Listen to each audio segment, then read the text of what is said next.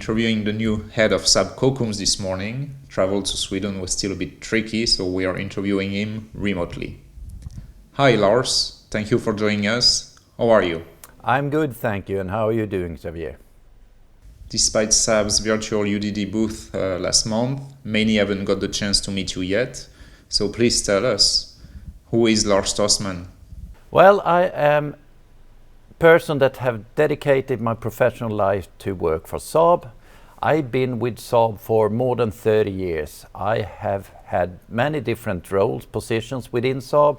I worked with all the different fields within Saab, the air side, with the aircraft, the missile side. I also worked with the underwater side in the torpedoes, mine hunting side, and I've been working previous to this job. I've been head of Saab's radar business, where we have the different advanced sensors and one of Saab flagship products, the Global Eye, which is the most advanced airborne early warning aircraft that the world now has seen. And since a few months back, I'm now head of Saab Kockums, which I am, of course, proud of. What were your first thoughts on taking the reins of Kockums and your first decisions as a leader?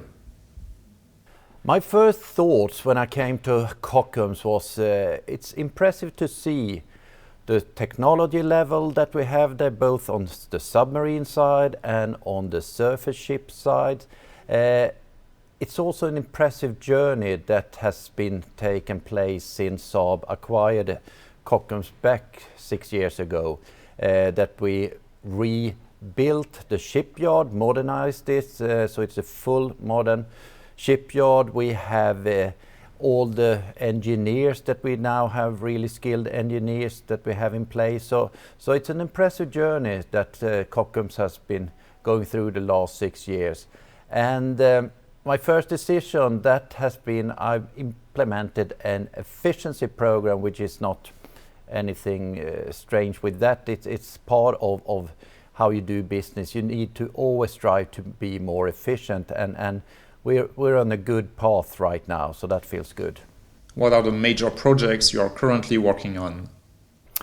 The major programs for the time being involve both underwater and the surface side. We are midlife upgrading both Swedish submarines right now and also surface corvettes for Sweden. We are also designing a new submarine and producing that for Sweden, and designing and producing a signal intelligence ship for Sweden. Those are the major programs. Apart from that, we are of course doing maintenance work and other things, but those are the major programs for the time being ongoing. Lars, speaking of the A26 Submarine, what is the current status of the program?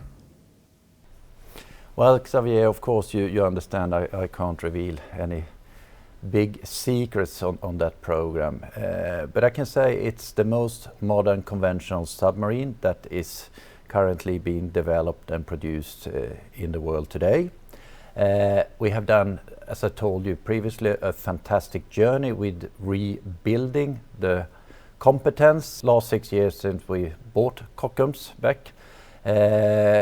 We're on the right track, and it's looking very promising, and we are now a world-class underwater company again. How do you value your export opportunities?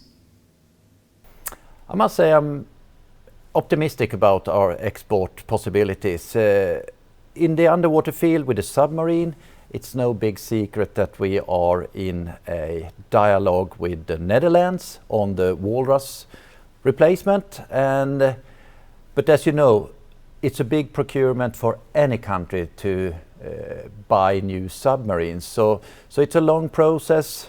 The Netherlands are discussing it. It's a political debate and how to procure it, who to procure from. But we, together with our strong partner Damen, we have a fantastic offer, and we have a good dialogue with the authorities in Netherlands about the product we are proposing to them. So I'm optimistic, but it'll take some time before Netherlands decide exactly what to buy and from whom at the end of the day, but I'm optimistic.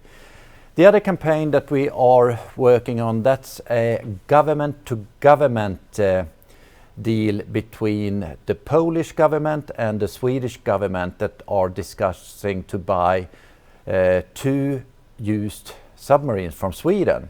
And of course, if that will materialize, we'll have a role in that to make them much more modern, so they could be used for an extensive further time. So that's quite, I'm optimistic about that too. It's, at least from what I hear, it's a good dialogue between the 2 countries. And apart from that, of course, we have a lot of other discussions on surface ships with different countries that are not sort of well known, so therefore I can't in detail comment on all these different possibilities we have. But all in all, yeah, I'm positive and optimistic about our export possibilities. One last question, Lars. There are many speculations about consolidation in the shipbuilding industry right now, especially in Europe. What are your opinions about this? I mean, I have, as I said before, been in this industry for such a long time, and there are always speculations and dialogue between defense industries. And I mean, we see over the years where the missile industry has been consolidated in Europe. US have consolidated their defense industry much more than we have done in Europe. So of course there are still ongoing dialogues. Could there be other consolidation within other areas, within parts of the defense industry and so on? And we are participating in these dialogues, and Saab is very used to both partner with different companies. I mean, we have one example in the US now where we are partnering with Boeing to provide the US Air Force with new advanced trainer. So that's it's a kind of cooperation, and we do this all the time, cooperate with different companies in different fields, and sometimes we participate in both mergers and acquisitions, and we will see what the next step will be here in Europe, if there will be further consolidations in. Very well, Lars. Thank you very much for joining us in this program, and I hope to see you very soon, hopefully at a future trade show such as Naval.